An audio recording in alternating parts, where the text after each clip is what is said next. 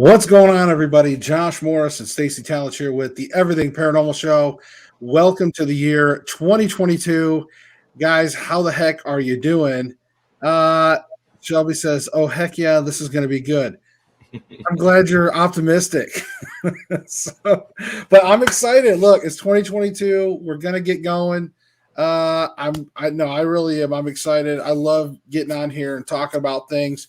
So I appreciate it, Shelby. I love your show. Hey, thank you so much.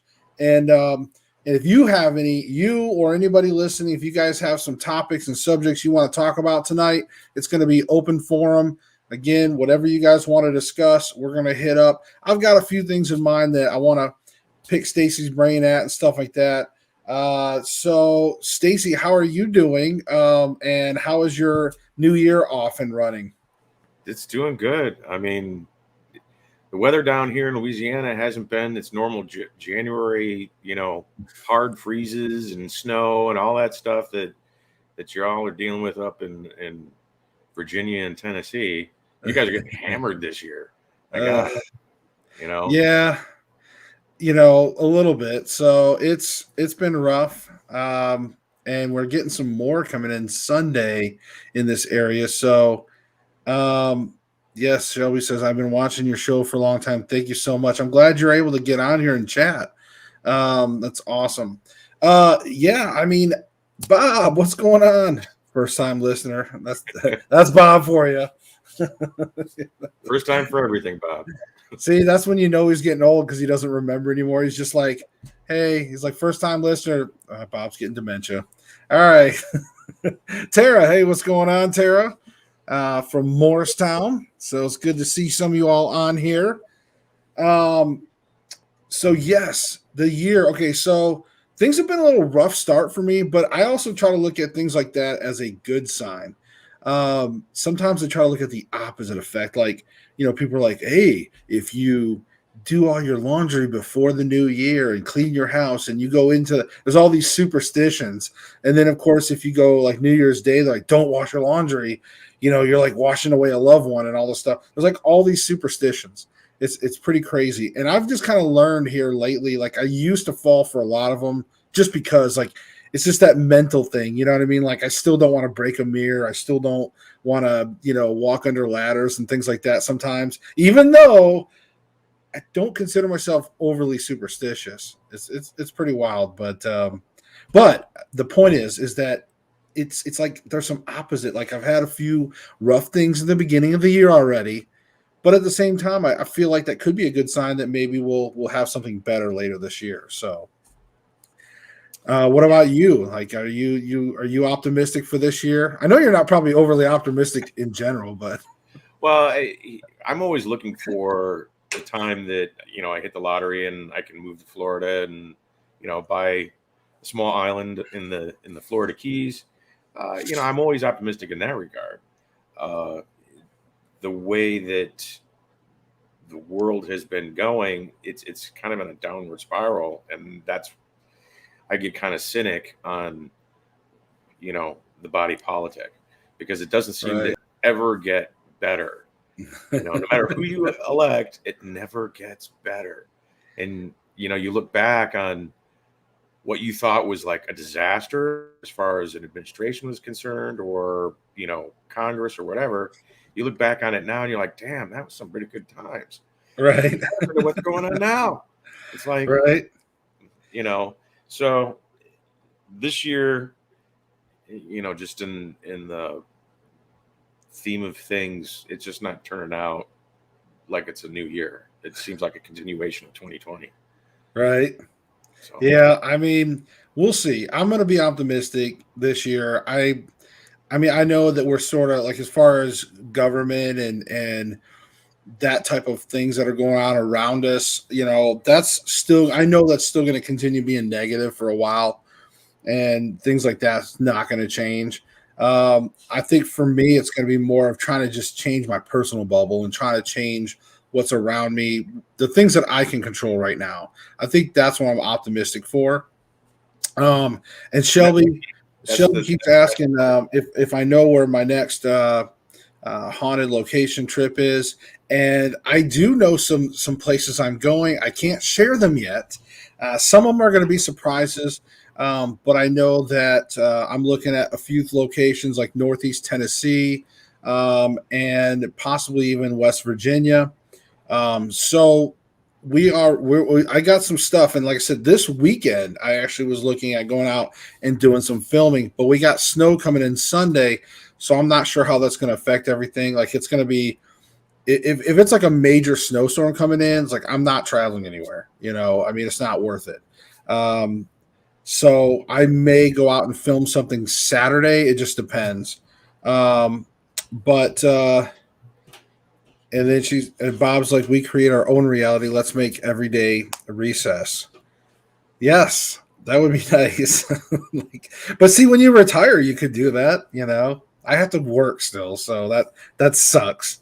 Um, but yeah. Now, as far as a lot of locations out west. Now, back when when my wife and I were doing the investigations, the preliminary investigations for TAPS, we did a lot of stuff in the southeast. We did a lot of the Florida Panhandle, um, southern Alabama, Georgia, even East Florida, things like that. We did a lot of locations in that area, even southern Louisiana, like New Orleans area, Mississippi. So we were really located along that kind of Gulf Coast area. And I really haven't made it out to a lot of locations out west, like the Stanley Hotel or Estes Park, things like that. So believe me, hey, Terry Lynn's in here. What's going on, honey? And Terry Lynn, for those of you that don't know, that's my wife. Um, so, but yeah, West Virginia, we're looking. These are areas that I can kind of hit up where I'm at, and there's a lot of haunted locations that I'm looking forward to going to. Um, so one of the things I wanted to kind of touch on too a little bit is that I've noticed, I wanted to kind of get into a little bit of maybe I thought Stacy, you could talk a little bit about divination and the need for people that because divination, for those of you that don't know, it's really divination is when you get into the practice of almost like fortune telling in that sense. Like when you think of divination, you might think of some shaman like rolling the bones, rolling things, doing things, a priestess or something that's looking into the future for a king or somebody. These are the things that most people might think of with divination, and there's a huge variety of stuff. And Stacy's a lot more of an expert than I am. I took like a class, and I've of course been around the block for a while. But in any case, uh, I want to talk a little bit about that, and I think the overall drive that people need to have for that, because clearly divination goes all the way back. We're talking back, right? Thousands of years ago. Divination's been around.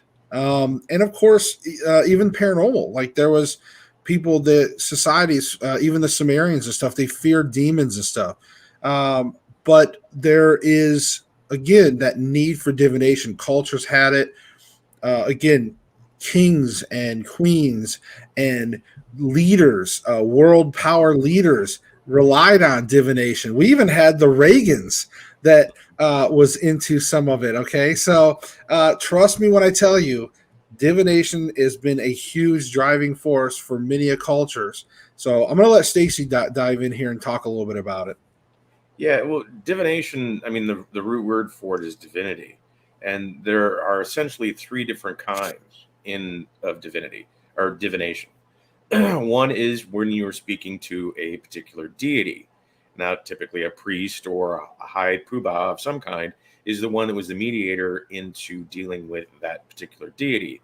And they're trained in the system in which the deity has bestowed upon them the language to which to understand it, because divinity never speaks in plain language at all. It's always in symbolism of some kind. Sometimes it's math based. Sometimes it is more of a like you're rolling of the bones, where it creates particular patterns, and those patterns are read in such a way that we're reading entrails from a sacrificial lamb things of that kind. These patterns are deciphered by a trained priest in that regard, and only that trained priest can train the next person in order to do it. They can't just suddenly be inspired to know what this divination thing is. It's a learned thing. It's a schooled thing. Then you have the second kind, which is very similar, but instead of dealing with the divine, you're dealing with ancestors. You're dealing with the dead, and those can be complex, but not as complex. So the dowsing rods, for instance, those are complex but very simple at the same time. You're dealing with the dead. And then you have the third kind, which is direct one-on-one with the universe itself. It's the omni or amen, of the mysterious, that you like in dreams, remote viewing, things of that kind, where you get those messages directly in images, in through the five senses. You perceive exactly what is being told to you, rather than through a system. And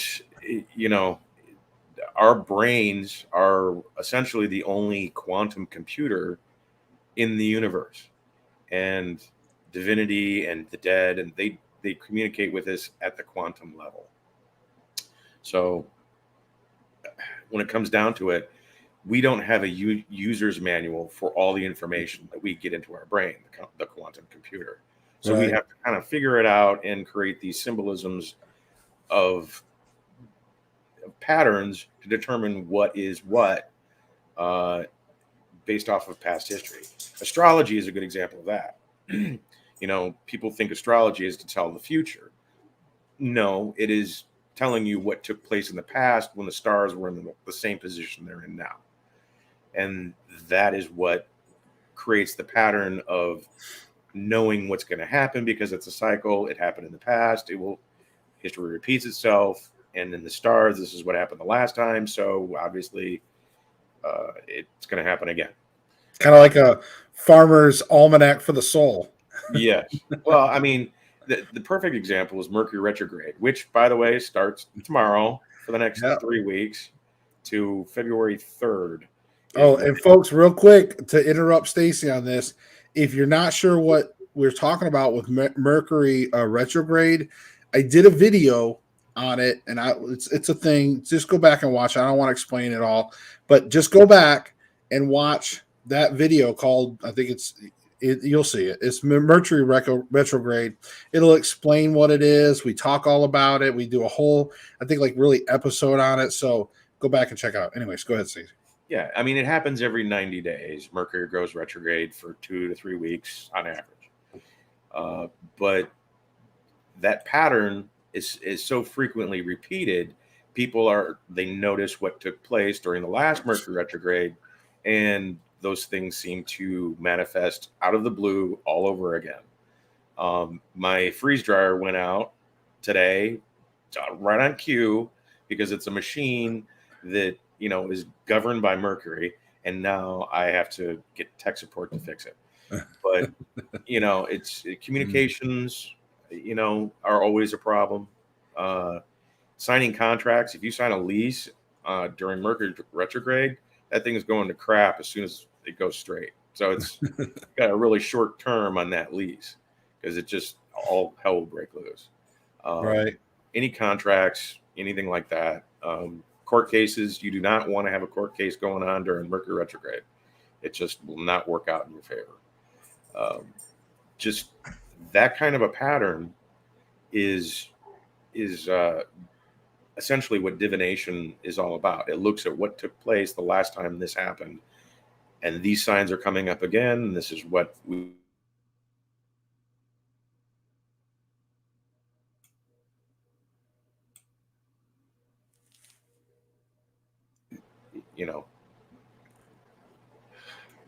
All right. Lost you for a sec. I know, it's weird. I don't know if the internet was getting choppy on me or something. See, Mercury retrograde already. No, I'm just kidding. Just start blaming stuff. Just start blaming it. Okay, so let me back up here a little bit. So Shelby, yeah, sorry you had to go. So I know you said you're going to watch us later on. You had mentioned something about how do you join? How does one join your team? If you're local to Northeast Tennessee area, you can always hit us up. We have a Facebook group plus page. Just look up the Everything Paranormal Show on Facebook.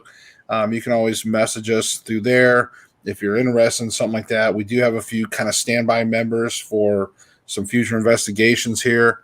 And welcome, Rupert. Sorry I know you slipped in there, and Matt, paranormal consultant. What's going on? Sorry, guys, if I missed you there earlier.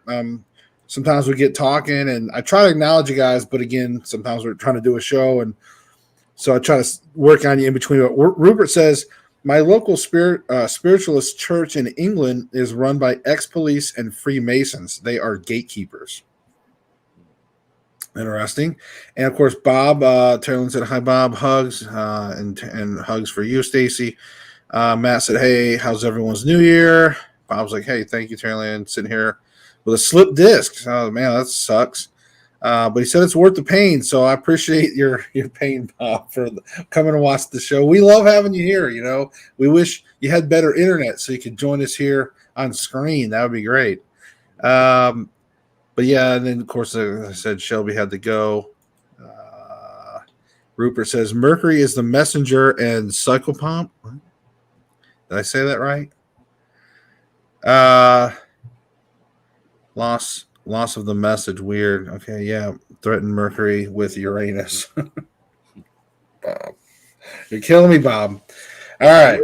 Mercury is also the guardian and protector of business, of money. He's the one that makes business happen, and the communication and the communicator, messenger, is obviously very important in that regard. But as a matter of fact, on the AMA, American Medical Association's logo is the double helix snake with the wings across, right, along the staff. That's not. That's the symbol of Mercury. People like to say that's the symbol of health of Horus. It's not. Horus is a single snake with the wings, and he's the one that is the guardian of health and medicine. Mercury is the guardian of business, and that's what the AMA decided was the appropriate logo for them to use. Not medicine, not health, but money. So. Right. And that's pretty much how they act. They just want money. That's why an ambulance ride costs so much. It's like you're just a glorified taxi right now. Anyways, I don't want to get on that whole subject with healthcare, but okay. So back to divination. So what do you think's like the overall need? Like what drives so many people to just constantly need that in their lives? And I see that also too with like I go and again I don't really want to get into defending or trying to disprove like mediums and psychics and fortune tellers. Like I'm not really here to get into that too much, folks. Don't worry. I'm not going to sit there and tear down your favorite psychic. What I'm saying is I'm just talking about the need for it, because I've been seeing so many people like on TikTok or just social media, and they're sitting there, and this is the crazy thing, Stacy. Like they're sitting there, and they've got their like dowsing rods, and the dowsing rods are just swinging like it's like it's crazy, and they're just like, now the spirits say this, the spirits say no, that ain't gonna happen. The spirits say this, and I'm just like, what the hell are they doing? But people are falling for it left and right. And again, I'm not trying to disprove them or disclaim or discredit them, but they're just throwing money at these people. Just it's the craziest thing, and people just want to know, like, hey, is my boyfriend gonna cheat on me, or hey, is my and all the spirits say yes, or the spirits say no, and they're just, and people are just, what is driving people to just have to know that? And money. I mean, the having to know that is insecurity. The reason you do divination is to know what to act upon. Not the knowledge itself doesn't mean anything. It won't do you any good. It's what to do. It's information that you need in order to proceed further. And unless you're doing an investigation like what you do, that's a totally different ball of wax. But for something that's going on in your life, if you're doing divination to find out what is going on in your life, that's a plan of action. A lot of people just have to know it's more gossip than it is actual, plan of action stuff. Knowing whether or not your boyfriend is going to cheat on you, well, nobody's going to know that because we all have free will and we all decide when we do something whether or not that's actually going to take place. And it can change literally at the last minute whether or not he does or doesn't. Spirits don't know that. What they do know is whether somebody is going to be trouble or not, whether somebody is going to bring harm or whatever, because that pattern hasn't been broken. But specifically what acts, is he going to cheat? They don't know. And people who pay that money, P.T. Barnum said, a fool and his money are soon parted. Right. So the Mysterio and all of that. Terry Lynn said, she said, oh my God, it's awful on TikTok. And Matt said, trying to find truth to hard questions by using the easiest way.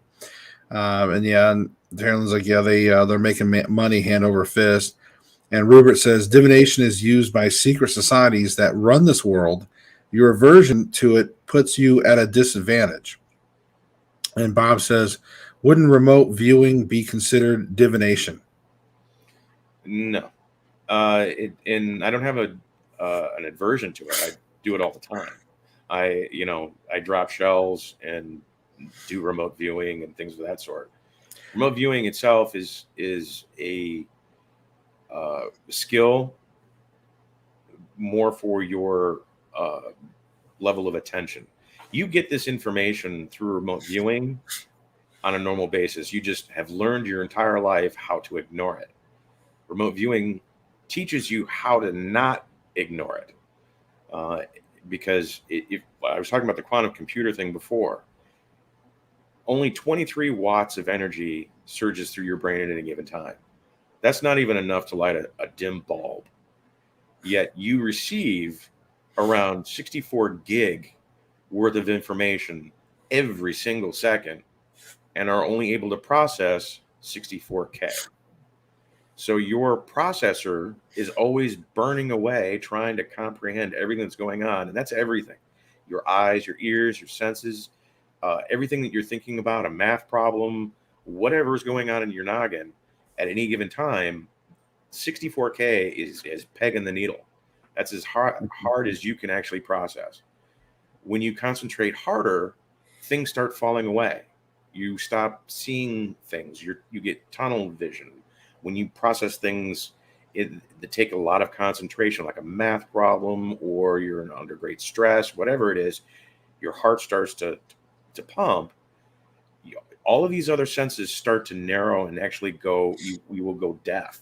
You will stop hearing things because your brain is processing as much as it can process at a time, and it's turning off different senses to add more bandwidth. What remote viewing does is allows you to focus on different information inputs that are coming to you at all times from the universe that normally your brain has learned to dump, to learn to ignore, because you're busy doing other things. You're driving down the road. You have a lot of things going on, and this extra information really isn't relevant to the moment. So you ignore it. Right. All remote viewing does is it switches your priorities and what you pay attention to. And believe it or not, you're connected to everything. And I mean absolutely everything from one end of the universe to the other with no time constraint. Every little particle is known in the universe, and you have access to it at all times. The only difference is you don't pay attention to it. So if I'm like 64K, that means I'm still better than AOL. Yeah. A little bit. A little bit better than AOL. Well, you're more like turning away like a Commodore 64 is what you're doing. Right? That's the processing speed of the human brain. Well, But yeah, and I think it makes sense too. Like, and it's almost like the theory of like remote viewing. It's almost like how when they train like these super soldiers, like Matt Damon, right? Uh, where they walk in a room and instead of the normal observation of what you would do when you walk in a room, they're observing like exits and all these things. Are able to focus on these things and assess situations, then the average person might just walk in a room and be like, "Oh, I want some eggs and bacon. I'm going to sit down at this table and order my food or whatever." These people are walking into a diner, assessing people and gathering all the information as they walk into rooms, and they're trained to do that. Is that something similar, right? yeah, well, your brain can be trained to focus on certain things uh, throughout your entire life. You could literally uh, train someone's brain because it takes 21 days in order to create new neural pathways in your brain. Doing the same thing over and over again for 21 days creates these new neural pathways and thus creates the habit. And some habits you just will not let go of once you've gotten them. Um, Now, I do know Bob asked earlier, and I forgot. He did ask a question earlier. I think he asked something about if you can remote view the future. yes, because it's all happening at the same time. Everything is happening at the same time. Yeah, he said, "Can Stacy remote view the future?" Okay, yeah, I Yeah. just wanted to make sure. Yeah. Okay, The thing of it is, when you remote view the future, if the future does not contain something that you have related to at some point in your past, it will be difficult to ferret it out. Your brain only can tell you what you've already experienced in your own database. right. And typically those things can be ferreted out in a scenario. Like I can send you to the moon and you can walk on the moon and you can tell me what the moon smells like. And it will be true. And I know this because I've done it 100 times with other students. And when I first did it, I was very confused too, because how do you smell something with no air? You Right. need air in order to smell something. But the element of what the particle that you do smell exists on the moon, and it literally floats around the moon. And even though that you can't inhale it with no air, that particle still exists, which means that is information that can be downloaded. You can download that information and get that smell. But if the moon is hollow, is there air inside the moon? Is there a base in there? I don't know. I just wanted to bring that up because I was seeing that recently again, where there was the theory about the moon being, They got a you movie know, coming out with that soon, I think, with the moon being hollow and all of that. Um, it's interesting with the sound test that they were doing on the moon, where it kept resonating like it was hollow and all this stuff. like a bell. It rang like a Yeah. bell. But in any case, I don't want to get sidetracked on that. I want to go back just real quick. I try to, you guys, I try to take care of your comments. I do. I try to keep up with everybody. We may get to a point one day in the show where the comments go by too fast. I can't get everybody's comments, but I try to keep up. Taylor was telling the story about the divination experts there on TikTok. She said it made me so angry. I was telling them they are a disgrace to the paranormal community. The person just kept swinging the rods on purpose, and the questions are being speed rounded. I mean, yeah, and the money, and that's the thing too. Like Taylor brings up the point. It's like it was almost like watching speed dating, or something. I don't know. It's like they're just going and like the questions are going and they're just like boom, boom, boom, and like people are just throwing money at them, and they're just like bam, and it is so quick, and they're making a ton of money, and it's just sad. It really is. I understand, like, if you go to a medium and you want to connect with somebody that passed away or whatever, and you have like a session with them or whatever. Again, I'm not trying to discredit anybody or say that that mediums are real or not, but like I understand that, if that makes you happy and you get some closure, hey, that's great, but and you just see some of these charlatans or whatever. They're just like flinging stuff around, and you might as well just be rolling dice or something. Just be like, "Hey, I'm dropping this battery. The spirits say no. Hey, dropping this battery. Hey, spirits say yes. Hey, just give me money. I'll tell you anything. Yeah. Well, those people have very short-term vision or short-term understanding of what's going on. The dead have a very they consider the communication they have with us to be sacred. It is a very personal and sacred thing because they put forth a lot of effort in order to make it happen. And when somebody discredits them just by doing that sort of stuff, the dead go on the hunt, and that person, their life will quickly turn to shit and stay that way for a very long time because, well, there are some things that are sacred in this world, and not for entertainment purposes.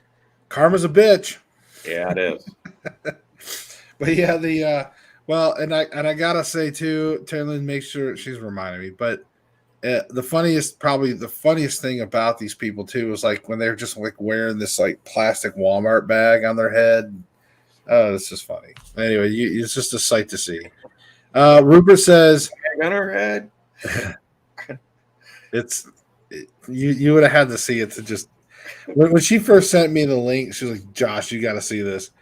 And like I looked, I'm like, "What the hell am I watching?" But then it wasn't just that person. Like there's other people, and it's so crazy.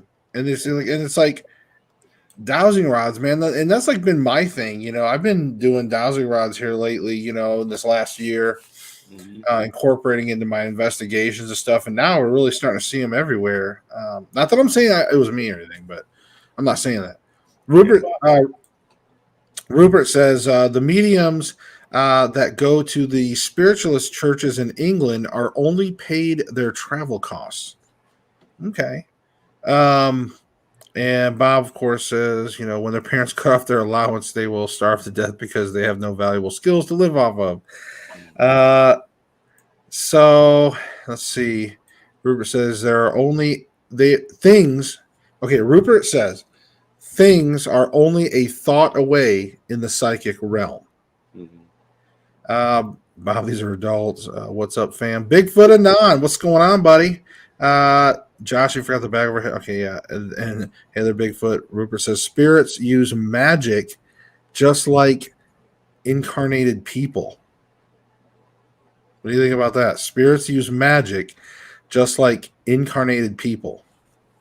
I don't understand that. Yeah. I'm not sure what kind of magic we're talking about. Like Harry Potter magic? I'm not trying to make fun of. Like, what kind of magic are we talking here? Because I'm pretty sure spirits are in that realm of, energy and. Well, the use of magic incorporates spirits. I don't see the other way around where spirits use the magic. Incarnated people are at most meat puppets. When you're talking about possession or obsessions, I don't understand the context. Yeah. Well, Rupert, we try to acknowledge your comments, so you can always clarify that up a little bit. So, okay. Again, I want to stick with divination. So, I think one of the things is like, how talk about when it was used for power, like with kings and like going to war and things like that. I always found that kind of interesting. Well, kings used to have a vizier, which was an advisor and a visionary, all wrapped in one guy. They would contact divinity or the spirits or both in order to determine whether they were being just in going to war, because the gods universally, the only sin that they would punish people for, especially rulers, was hubris.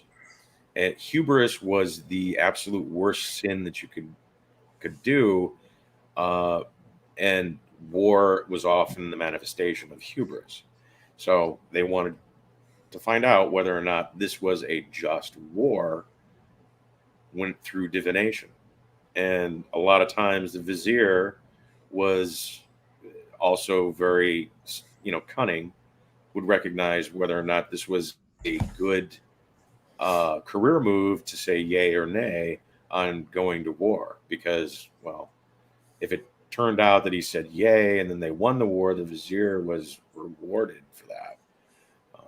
So more often than not, they sided on the, the war rather than not. Yeah, I just find it fascinating that some of these rulers were just so. But I know, like up until recent times, a lot of people were very much into. They were very much God fearing. Whether even not, I'm not just talking about just Christians, but just a lot of religions in general feared their God. They were God fearing followers of, and they really respected their God. Now it seems like people kind of poke fun at God or beliefs and things. And, we've really gotten comfortable with just kind of kicking back and stuff. I'm not like that. I'm very still God fearing. And I know there's something larger. There's a large force. Whether you want to be a Christian, whether you want to be non-Christian, there's something at a large scale that created this. It's not just from some big bang. I mean, there's too much beauty. There's too much things that work so well and that are cohesive and spread out through this galaxy to just be, a big bang. I'm sorry. Um, there is an ultimate creation to this. There's an ultimate God, and that's, to me, it's like, uh, I'm going to fear that in that sense. I'm going to respect that individual that created everything in that sense. So people that kind of joke about that stuff and laugh it off or blow it off, it's like, I'm just like, man, good luck, buddy. Like, Yeah, good luck with yourself. Like, you're really teetering with the cosmic forces. And like I said, people can make fun of different religions. And again, I'm not trying to point people in specific paths. I'm just saying in general, there's a God. mm-hmm. And, you know, ugh. Anyways, but Well, like I said, it comes down to hubris. I mean, you want to see an empire fall, you make sure that everybody is full of hubris. right. You've got, I mean, look, right now we've got it in spades. You've got a ruling elite that believe that they are smarter, better, and know how you should you live your life, like they do, with all 157 genders, with the um, understanding that just because you were born white means you are, racist. All of these things are hubris that are going to come home to roost. Um, Right. and Yeah. anybody who thinks that they're above it all, they're going to be the first to fall. So, Oh yeah, I agree. But I guess to kind of go back and finish up my point was that it still amazes me that there was these leaders of these countries that sort of like had their little priestess off to the side, their shaman or priestess or whoever, the church, whoever was in their ear, mhm. and they would go to them and be like, "Hey, should I like attack this freaking nation over here?" And like on Sunday, and they like look at the sky and they're like, the birds aren't flying correctly, so no, pick another day. Because there's like bird. There was Yeah, divination for like birds, like how how the birds would fly and react and stuff. There's divination for a lot of things, but it existed out there, and that's what's crazy to me. And that there was these rulers that were like, makes sense. Birds are flying wrong. Let's not invade this Sunday. Let's wait till next week. How about next week?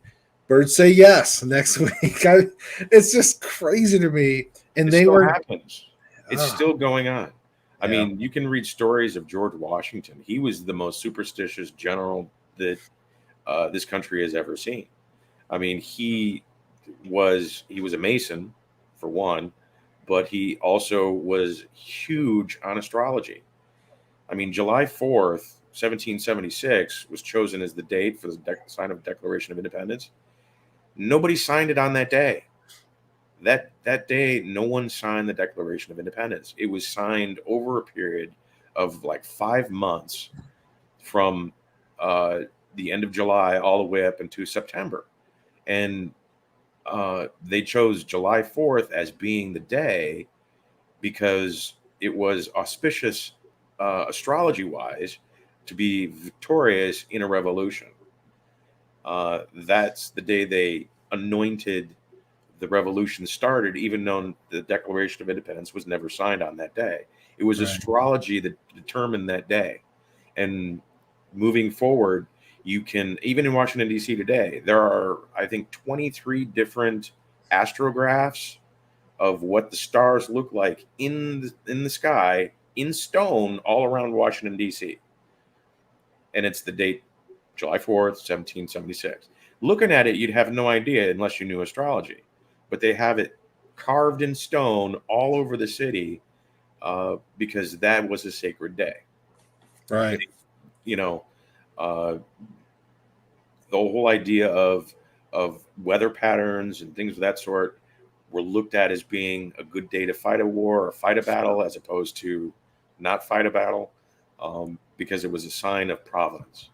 And that's what they were always looking for, signs of providence in order to be victorious in different things. Um, and generals were just as superstitious in the signs as any fortune teller today, probably more so. And Georgia Patton was the same way. He was extremely superstitious. He held his troops back. Sorry, he held his troops back Old from school. certain wars or certain battles because it wasn't right astrology. He wanted to wait until, like Mercury was retrograde or something of that sort. Crossing specific rivers. He had rituals for crossing into Italy, crossing the Rubicon in Italy. He actually fell in the river on purpose because he said he did that the first time when he was a Roman soldier 2,000 years ago. Uh, Right. and he wanted to relive that moment crossing the Rubicon. Um, it just, the idea that divination and signs and symbols can lead to success are thick, very thick. And J.P. Morgan CEO Jamie Dimon famously said 2 years ago, he was on Oprah. He said that millionaires do not believe in astrology, billionaires do,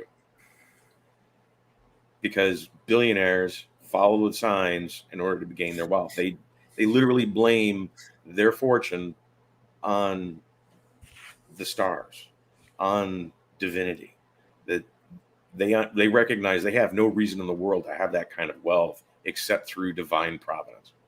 So Right.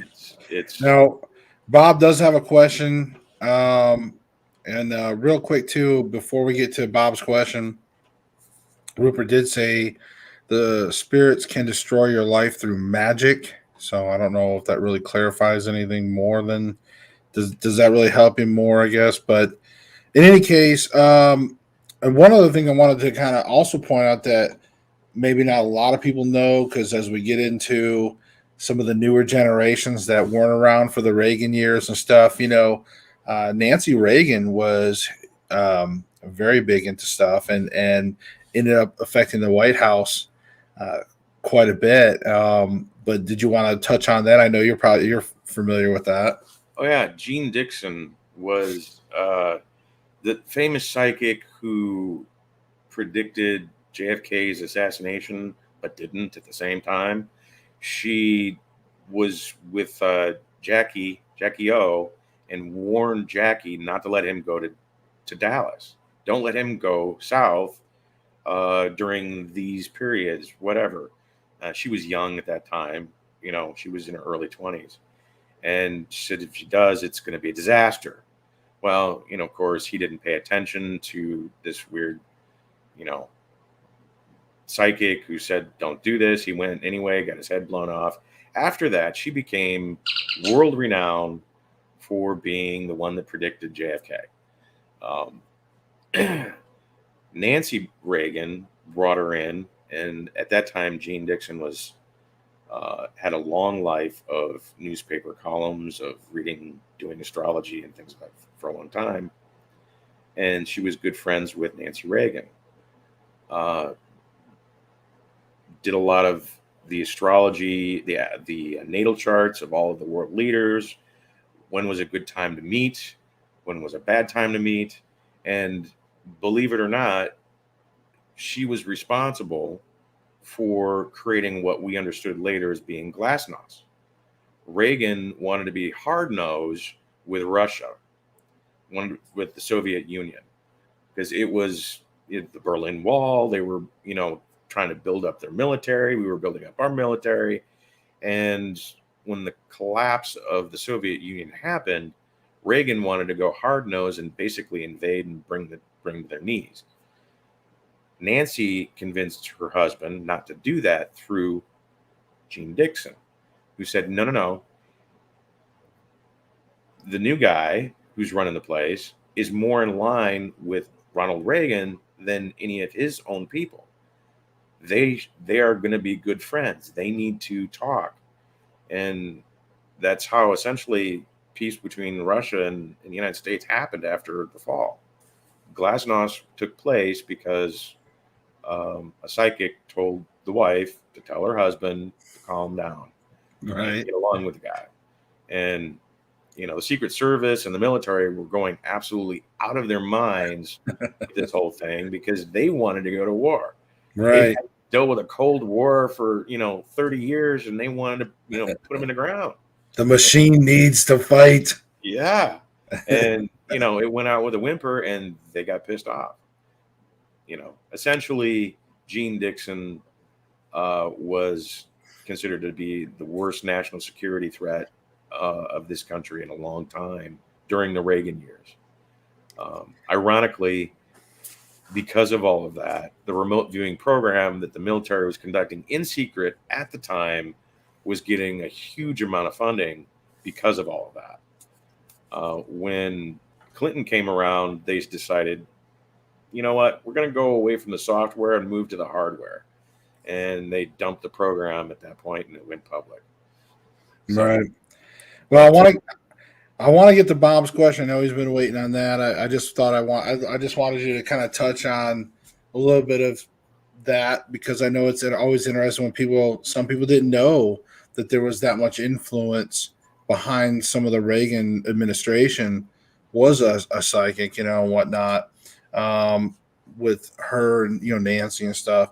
So, but anyways, Bob says, question: when God tries to get his message to us by divination and no one receives it, does God start sending his message directly to people who wasn't looking for future events?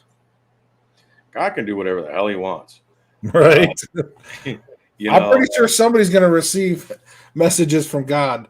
But that reminds me of Stacy, and I know this is probably something that you'd specialize more in.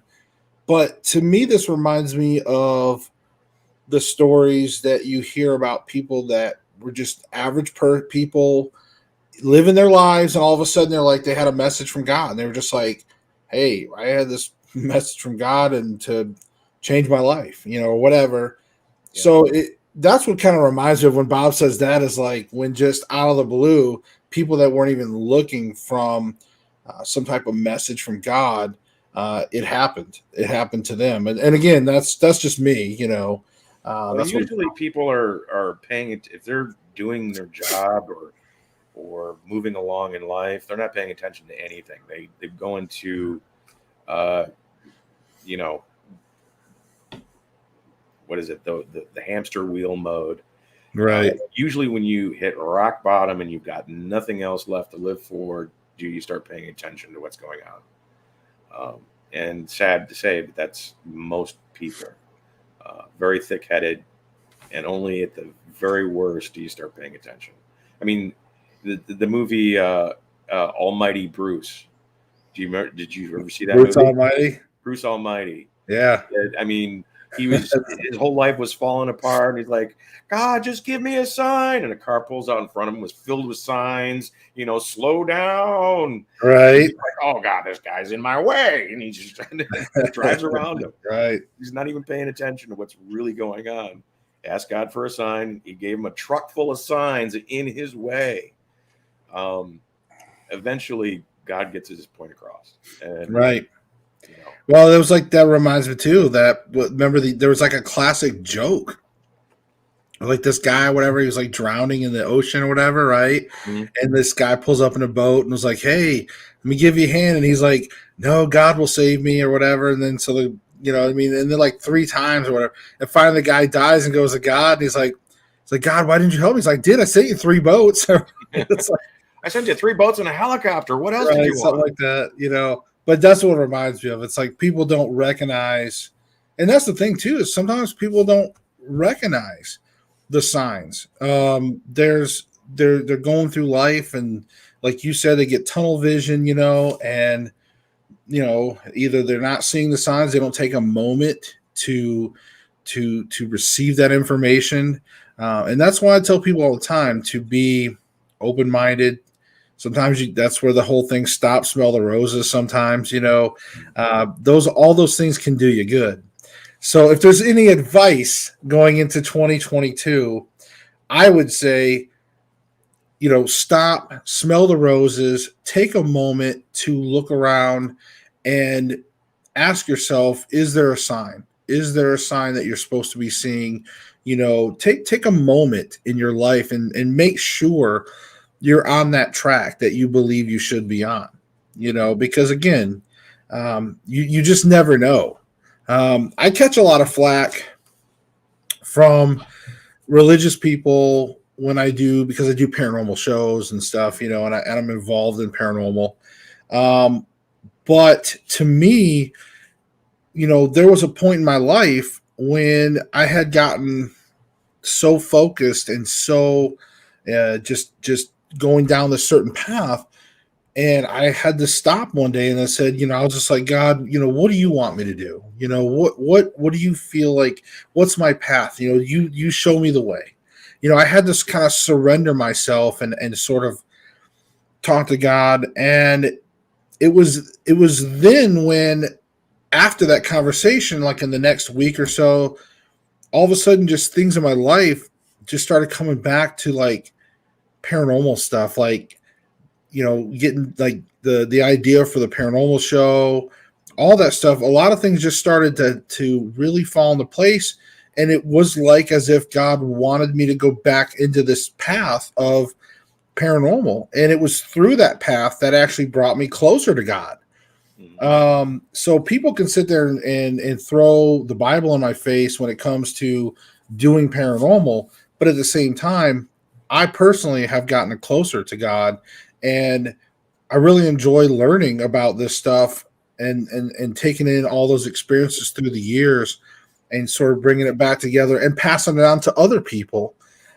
So that's my own little personal story, and my personal advice to people: take some time out for a moment this year, and just smell the roses and see what you think might be going, where you might, if you're on the right path or not.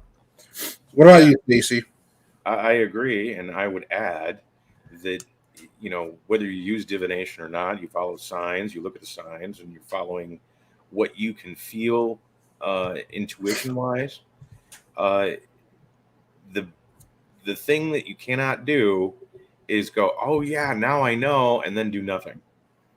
You have to act upon what you've been told. Everything requires work.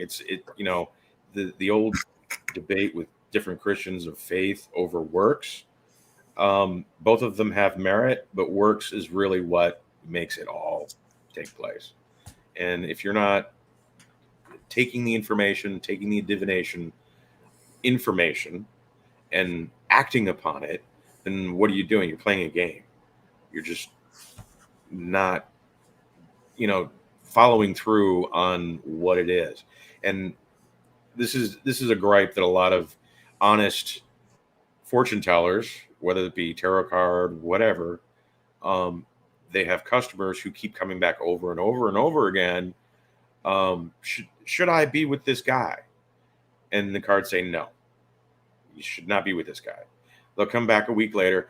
Well, he gave me some flowers and stuff. Is it okay? Should I still be with this guy? No, you should not. It says right here, no. And then they come back again. Oh, he broke my heart. Why did he break my heart?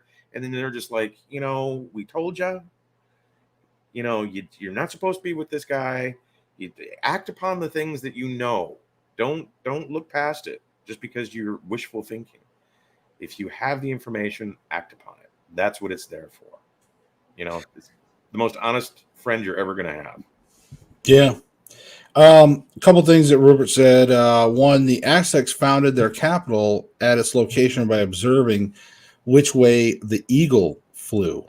Well, So that's pretty neat. And he also said Reagan famously saw a UFO.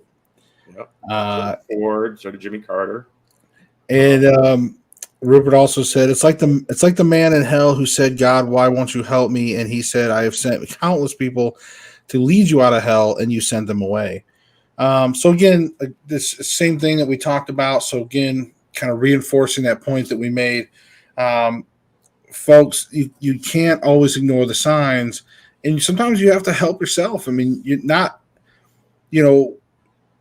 I've always seen people. Sometimes they'll blame a lot of things. They'll say, I just can't seem to do this because of this, and this, and all those other things. So you have the power to make those things happen. I'm guilty of the same thing.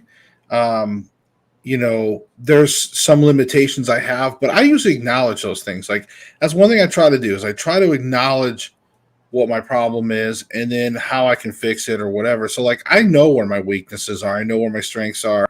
I can admit them to people. I know, like I've talked to Stacy on the phone privately. I've talked to Bob. I've talked to some of my friends, on the phone. My wife even knows, and we have these weaknesses, and like I'll admit it to them. I'll be like, "Yeah, I'm a bad procrastinator," or I've held off from doing this or whatever. Like I'll admit those things, and it's good that you recognize those things. But ultimately, if you want to fix them, then you're going to have to take action at some point. And especially when you receive good information. One thing I've always given Stacy credit for is he's what introduced me to Paraflix. So for those of you that know, I've got a show on Paraflix. I wouldn't have had that without Stacy, to be honest with you, because he's the one that said, "Hey, check into it." So I had to do the work, and just like he said, you have to do the work. So I looked into it, did the work, and got a contract with him, made it happen. And of course, there's some other things he told me I still have to work on too, like doing my courses. But I will get to them, I swear. It's just that's a matter of really trying to find some time and the effort to do it. So, I structured it so that it can be as you need or as you can, and not some people are all about the boot camp or they dedicate a whole weekend to learning the system, and most people don't have that. So the courses are as you need that. It's there. So here's Bob brings up something. I'm going to read Bob's comment, but this is something I've often thought about as well. So Bob says, if you spend time meditating seriously, you can receive guidance that is specifically meant for you. You have spirit guides jumping up and down, trying to help you evolve. So with that being said, I've often wondered, is what he's talking about when you seriously spend time meditating, is that almost like remote viewing? Are you calming and focusing yourself to receive that universal information? No. And you would think because it's dealing with the mind in such a way, but scientists at Stanford University determined that when you're in a remote viewing session, your brain is actually going to a higher uh, state. It's a higher level of awareness, which is different than meditation, where you are slipping backwards into a different brain wave, to a delta wavelength, which is essentially a waking sleep. You're in the same uh, mindset as if you're in rapid eye movement during sleep, but you're awake during that time. You're not asleep, but your brain is synced up into a delta wavelength. Remote viewing, you're actually in an alpha, which is the same brain activity that you have when you're in a firefight, when you're in high distress, or doing SATs, ACTs, whatever is really high concentration. Um, the alpha wavelength is all of your senses are kicking on at the same time. Delta, you're turning off all of your senses, and it's purely consciousness in that regard, where you are talking to the universe, you're talking to your inner self, and listening intently through those things. Your ears, your eyes, all your other senses get turned off because you're delta wavelength. Um, it's easy to confuse the two, but you're not. You're doing the exact opposite, essentially. Right. Now, Rupert said if there's three independent mediums that tell you the same thing, then it's probably true. Um, I would say, yeah, just in odds in general. Like if you had three psychics or three mediums or three fortune tellers, clairvoyants, whatever you go to Hmm. that tell you these things, Oh uh, yeah. Well, they've done I would studies on say that it's too. probably true. Yeah. Stanford did studies on, because they were trying to figure out how to make people psychic for psychic spies. And so they took all of the great psychics of the age and tested them up the wazoo of what they were doing, how they did it. Each thought as they were thinking it was documented. They forced them to do that. And that's how they came up with the process. They realized that it was teachable at that point. But you get two or three psychics agree on something, it's 100%. Any one psychic, a natural born psychic, is at best 40% accurate, at best. A remote viewer, at best, is 80%. There's still a 20% margin of error on every session a remote viewer will do. You just don't know where that 20% rests. It's in there. 80% of what they say is true, 20% is not. You get two remote viewers going, or three that agree on something, it's 100%. They, actually have what they call the Martini scale. When they get a team of them together and they're 100% scary, 100% accurate, it goes up to 8 martinis, where the scientists go out and drink themselves stupid with, oh my God, can you believe this is real? That kind of stuff. Um, eh, we spend a lot of money, a lot of tax money, to determine what actually works and what doesn't work in the psychic realm. And it's real. The military, the CIA, the FBI, they all know it's real. They've all used remote viewing teams to work their stuff. Even in the Gulf War, gathered intelligence for the war. It's, spent millions and millions of dollars to figure it all out. And, well, now it's in the public domain. So, Right. Yeah, I mean, I'd like to do a study on like the, you know, psychic abilities using negative reinforcement. I think that mm, would be fun. like Bill Murray. See, you got it.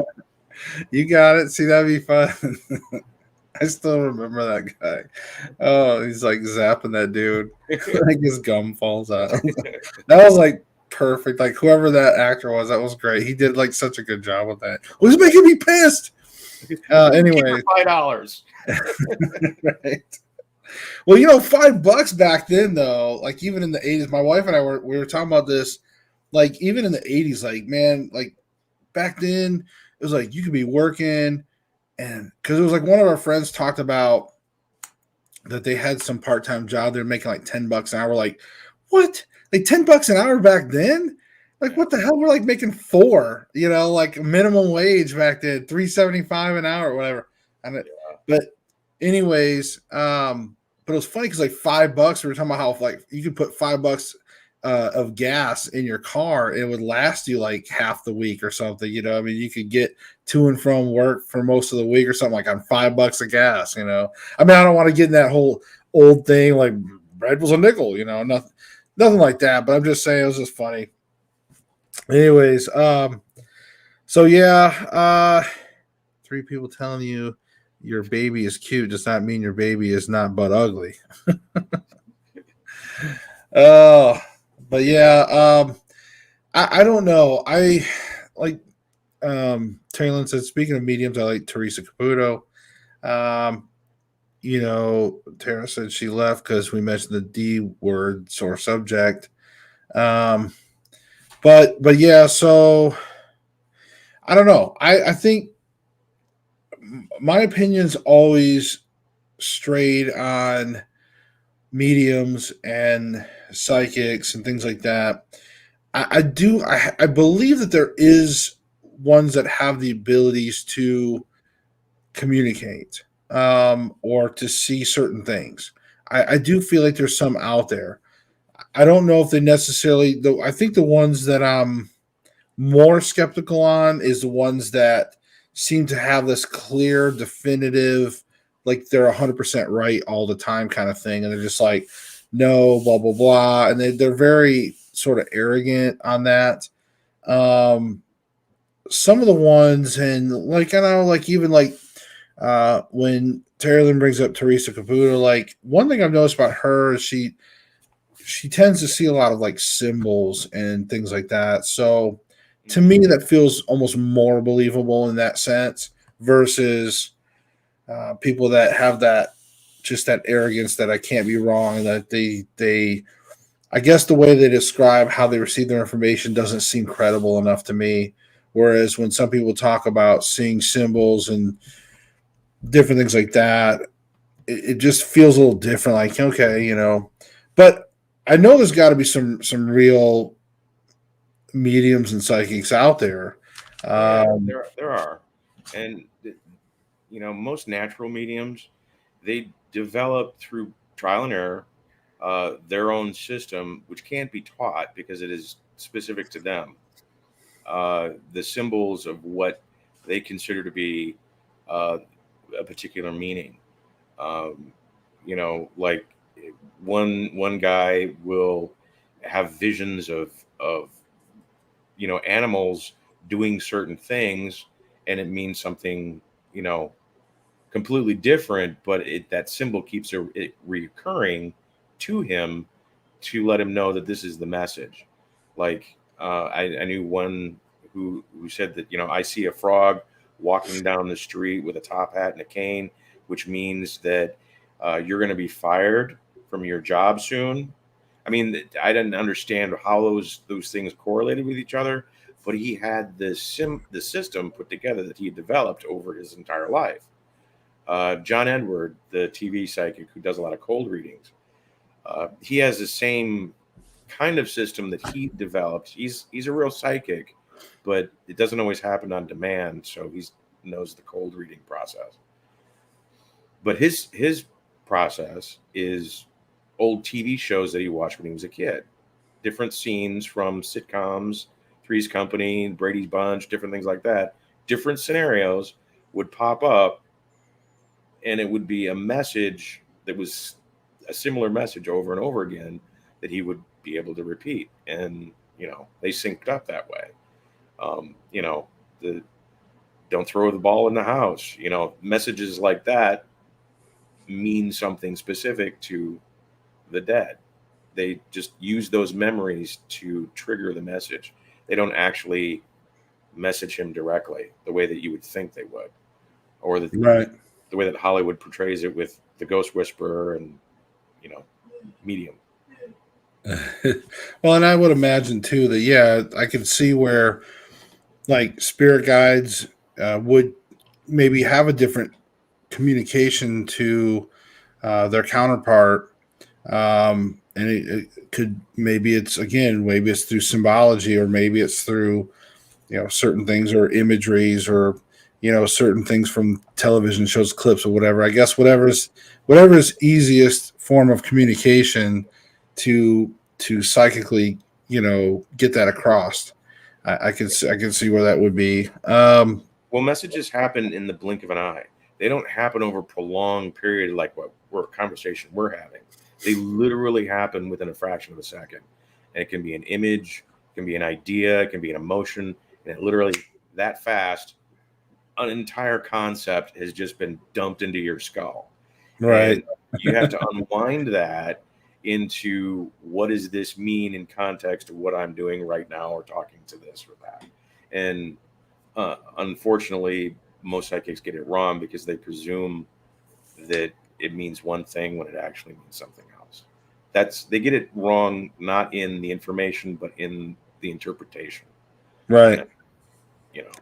Yeah, I mean that I've seen that happen where there's and that's and interpretation is huge. Mhm. That's a big thing I try to explain to people is that sometimes people will have even visions themselves. They will receive certain potential future like almost like precog type stuff. They'll receive certain messages that they interpret maybe different or so you got to be careful on your interpretations sometimes. And I know that even some dream stuff, I'd helped a client in the past with a few dreams, some interpretations, and they had perceived it as one thing, but really when you break it down it's like a whole different really thing. And we probably should get into that one of these days, talking about some different interpretations on some things of receiving some of this stuff, because a lot of people were like, well, I had this dream where blah blah blah, what does that mean? And that's kind of a whole nother subject too, is dream Yeah. interpretations as well, versus maybe There's a lot of levels to that. right. You got the spirit side, you got the um, spirit walking side, the um, you being able to leave your body during a dream state. You've got the psychological side where it's just purely, your noodle is cooking, trying to figure out a problem that's going on in your life, and it's all coming across in symbolism. I mean, dreams themselves are that's a monster unto itself. Oh yeah. And as we start to wrap up here, folks, we got to start wrapping up the show. Unfortunately, I've got to work tonight. Usually I've been having Thursdays off, but unfortunately somebody is sick and I've got to fill in for him tonight. So but Bob says I find mediums helpful that come behind us on an investigation and verify what we found with our gear. And that is definitely something that I personally would like to have in this area. There's I don't know of a lot. I know kind of one, or my wife and I, we know one individual, but I'd like to know more individuals here in Northeast Tennessee that might be able to go, and I would love to find some of those people that where they could go behind us and kind of conduct their own little psychic investigation, and then come to us after we've already investigated, or even vice versa. If they go there first, do their own thing, and then we go in there, and then we kind of meet together and say, here's the information that we wrote down, whatever, ahead of time, and let's see if it lines up. That kind of stuff's always interesting to me. So, Bob, that's pretty cool that you have mediums that follow up with you. Yeah, if you can have them do it blind, where they don't know anything about anything Right. when they go in, that is the most awesome. Oh Because yeah. that data is pure. And that's what I would want. I would want, like, if I had a psychic on my team or that was willing to do those things, I would want them to go in blind, and I'm pretty sure most of them want to anyways. They don't like to know. because it's a way for them to kind of test themselves as well. Um, it's kind of like when we had that. I always go back to the antique mall that my wife and I first investigated. It was like one of our first investigations for taps when we were doing that, and we showed up, and that's when they had their little map of the antique mall, and they had drew us a map, and they were like, okay, now we're not going to tell you anything. You just go and you know, mark the locations that you think the paranormal activity is. So they were kind of testing Terry Lynn's sensitivity. So we walked around and, different spots, talked about stuff. Then we end up marking like 3 spots on the map. And then we go back and it's like they pull out their map, we pull out our map, and then they lined up, same exact spots. So, Cool. like things like that, when you get that kind of confirmation, that's really cool. So, That's how you learn too. The confirmation actually creates a neural pathway and dopamine at the same time. So it literally brands it into the brain pattern of what it felt like to be correct, and you remember how to do it that way over again. That's part of the skill. It's it's awesome. So catching up the last few comments here, folks. Rupert says the spirits communicate through the subconscious. Symbols are used by the subconscious. And he says every medium has his own system worked out between the medium and the spirits. Terrelyn says that's what I do. I don't like knowing anything about a place, and I test myself. And that's what I was just talking about, honey. I was talking about exactly what happened and the confirmation. And yeah, and Terry Lynn, and like I said, I will say, like, for the most part, every time we go to a location, usually like her intuition's really good with stuff. So I tend to lean on her intuition more than my own. And own it, girl. Own it. And Bob says, I have a case now where a medium coming in next week covering our last investigation. So yeah, that's cool. So folks, I really hope you enjoyed today's episode talking about divination and psychics and mediums. We touched on a lot of different little things like that. I thought it'd be fun just to get going with the 2022 year. I told you folks at the end of the year last year when we talked about the review, and I had talked about what was coming up in store for the future in 2022. And I told you guys I was going to start trying to get out and do more projects out in the field. And to that, I actually am taking actions for that, just telling you guys. So I do have some places that I'm going out, and just like I told you this weekend, we're going to be doing some filming. Depending on the weather, just depends on what location. There's a few places. There's an alternate place. But either way, I'm going to try to get something filmed for you guys this weekend and get it released to you guys. And if I get any chance to do my Thursday shows live anywhere, we'll always jump on that opportunity. I've also been looking into, now that COVID has been sort of, I don't know, there's still a bunch of politics around it, but life, a lot of people has been starting to make things happen again. A lot of public is just like, they're over it. They don't care what the government says anymore. They're just doing their thing. And because of that, we have a lot of these conventions, a lot of public get-togethers again.